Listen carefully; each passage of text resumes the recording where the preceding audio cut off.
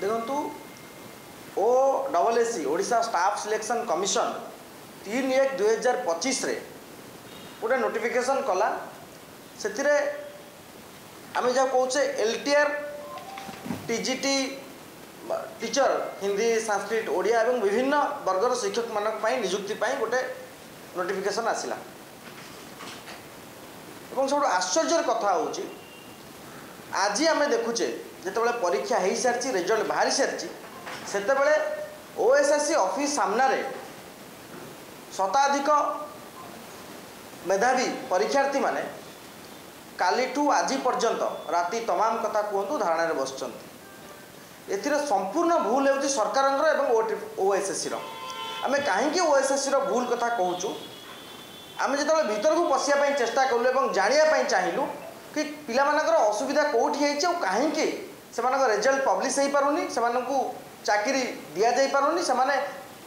निजुक्ति परीक्षा दे सारा कहीं धारणा बसापी बाध्य होती आपड़ देखु ये हूँ 3/1/2025 OSSC से नोटिफिकेशन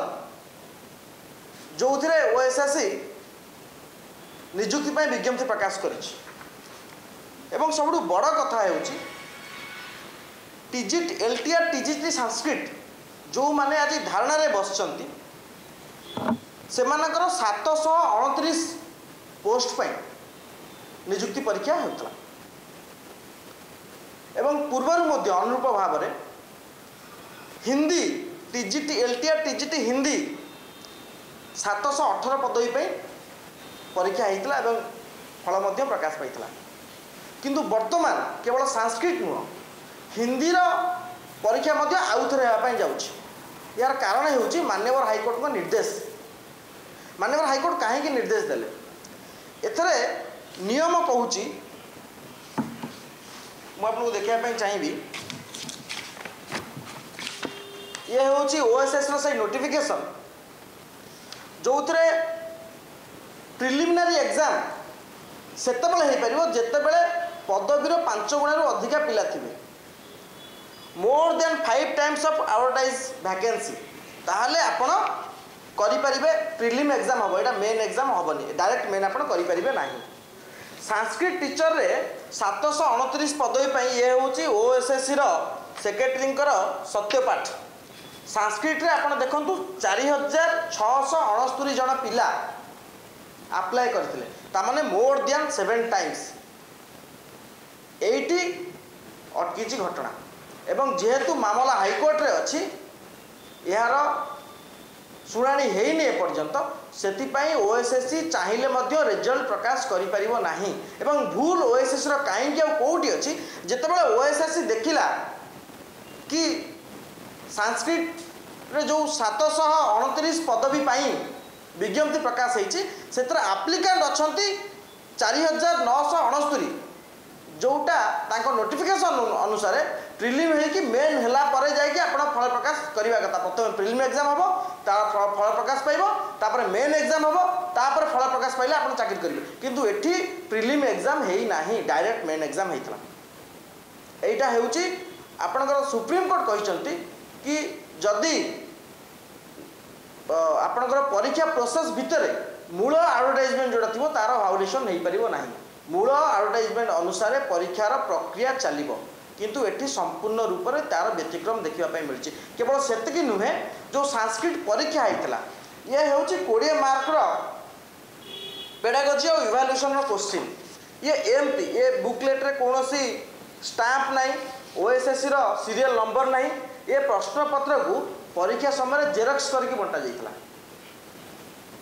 तामाने स्पष्ट भाव में जना पड़ी पिलामानकर अभियोग जहाँ नहीं पिलामाने हाईकोर्ट जाइछंती स्पष्ट भाव में जना पड़ी ये प्रश्नपत्र परीक्षा आगु लीक होता जो अभियोग नहीं कि पिलामाने हाईकोर्ट जाइछंती किछि पिला जाइछंती एथरे जेतेबेले राजरास्ता पिलामाने बसिचंती OSSC ऑफिस रे पिलामाने बसिचंती एथरे संपूर्ण भूल होची OSSC एवं सरकारकर जोथि आज परीक्षा दे रिजल्ट पाई पिलामाने ऑफिस सामने धारणा बसचंती निजुक्ति पाइबा आउ किछि पिला परीक्षा अनियमितता एवं परीक्षा नियम अनुसार हेनी बोली मान्यवर हाईकोर्ट को दृष्टि आकर्षण कर कोर्ट रे अच्छा एवं कोर्टर छाट बाजी आसंता 12 तारिख दिन कोर्ट शुणाणी अच्छी जो मैटर सबजुडिस अच्छी तापर स्टेटमेंट दवा कथा नुहे